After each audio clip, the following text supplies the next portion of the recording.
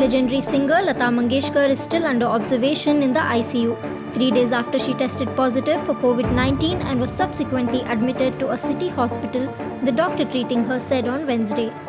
92-year-old Mangeshkar tested positive for coronavirus with mild symptoms and was admitted to the intensive care unit of the Breach Candy Hospital in South Mumbai on Saturday.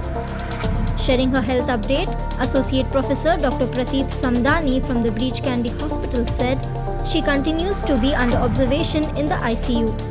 On Tuesday, Mangeshkar's niece Rachna Shah said Lata ji is mild COVID positive.